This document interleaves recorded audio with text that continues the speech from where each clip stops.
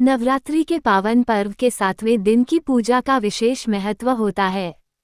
इस दिन मां कालरात्रि की पूजा की जाती है, जो नकारात्मक ऊर्जा का नाश करती हैं और भक्तों को अक्षय सुख समृद्धि प्रदान करती हैं। इस वीडियो में हम आपको बताएंगे नवरात्रि के 7वें दिन की पूजा करने की संपूर्ण विधि, आवश्यक सामग्री और कुछ विशेष मंत्र जो आपकी जीवन को धन धान्य से भर देंगे। इस विशेष दिन पर मां की कृपा प्राप्त करने के लिए आवश्यक उपायों और अनुष्ठान के बारे में जानें। आइए जानते हैं नवरात्रि का 7वां दिन के बारे में। मां भगवती समस्त सृष्टि की अधिष्ठात्री देवी है। मान्यता है कि नवरात्रि के समय मां पृथ्वी पर अपने भक्तों के बीच उपस्थित होती है। ऐसा योग साल में आने वाली 4 नवरात्रियों के पर्व पर संभव होता है। इस पर्व के दौरान स्वयं त्रिदेव अर्थात ब्रह्मा विष्णु महेश भी माता की आराधना करके उनकी कृपा प्राप्त करते हैं। इसलिए नवरात्रि में पूजन को बहुत महत्वपूर्ण माना गया है। नवरात्रि के 9 दिनों माता के 9 स्वरूपों की आराधना की जाते हैं। नवरात्रि 7वां दिन मां के कालरात्रि स्वरूप को समर्पित है। इस दिन इस रूप में माता की आराधना की जाती है। आइए जानते हैं नवरात्र के 7वें दिन का महत्व, पूजा विधि और इससे जुड़ी संपूर्ण जानकारी। क्या आप जानते हैं नवरात्रि के 7वें दिन का महत्व क्या है? नवरात्रि के 7वें दिन को सप्तमी भी कहा जाता है।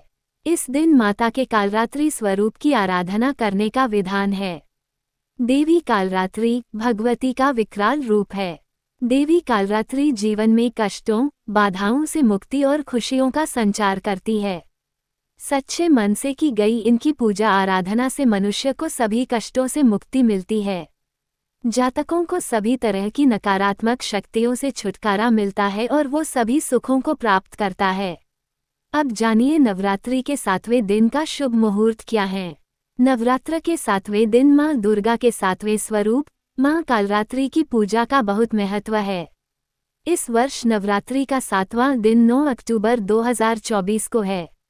सप्तमी तिथि प्रारंभ 9 अक्टूबर बुधवार दोपहर के 12:14 सप्तमी तिथि समापन 10 अक्टूबर गुरुवार दोपहर के 12:31 को है। अब जानिए मां कालरात्रि की पूजा विधि क्या और कैसे है। सर्वप्रथम सुबह नित्य कर्मों से निवृत्त होकर स्नान करके स्वच्छ वस्त्र धारण करें। चौकी को साफ करके वहां गंगाजल का छिड़काव करें। चौकी पर आपने एक दिन पहले जो पुष्प चढ़ाए थे उन्हें हटा दें। आपको बता दें, क्योंकि चौकी की स्थापना प्रथम दिन ही की जाती है, इसलिए पूजन स्थल पर विसर्जन से पहले झाड़ू न लगाएं। इसके बाद आप पूजन स्थल पर आसन ग्रहण कर लें। इसके बाद माता की आराधना शुरू करें। सबसे पहले दीपक प्रज्वलित करें। अब ओम गम गणपतये नमः का 11 बार जाप करके भगवान गणेश को नमन करें। इसके बाद अब ओम ह्रीं क्लीं चामुंडाय विच्चे ओम कालरात्रि दैव्ये नमः मंत्र के द्वारा मां स्कंद माता का आह्वान करें।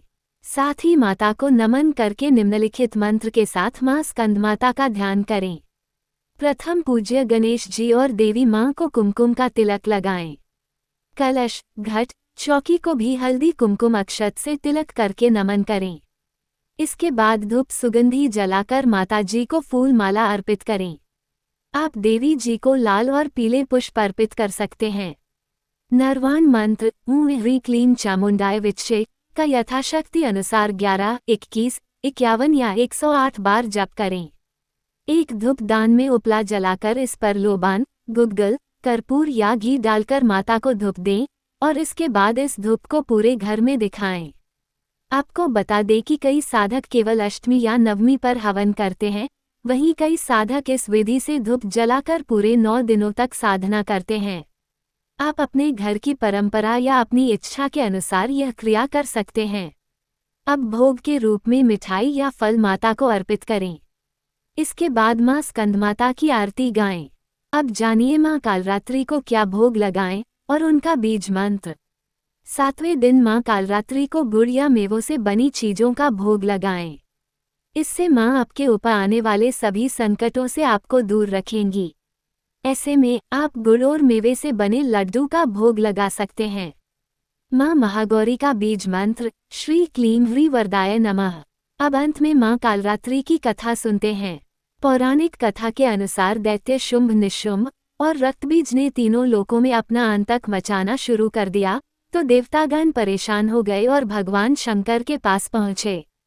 तब भगवान शंकर ने देवी पार्वती से राक्षसों का वध कर अपने भक्तों की रक्षा करने के लिए कहा। भगवान शंकर का आदेश प्राप्त करने के बाद पार्वती जी ने दुर्गा का रूप धारण किया और शुंभ निशुंभ का वध किया। लेकिन जैसे ही मां दुर्गा ने रक्तबीज को मारा, उसके शरीर से निकले रक्त की बूंदों से लाखों रक्तबीज उत्पन्न हो गए। तब मां दुर्गा ने मां कालरात्रि के रूप में अवतार लिया। मां कालरात्रि ने इसके बाद रक्तबीज का वध किया और उसके शरीर से निकलने वाले रक्त को अपने मुख में भर लिया। तो भक्तों, अगर आपको ये वीडियो पसंद आया हो तो लाइक बटन दबाएं और चैनल को सब्सक्राइब करना न भूलें।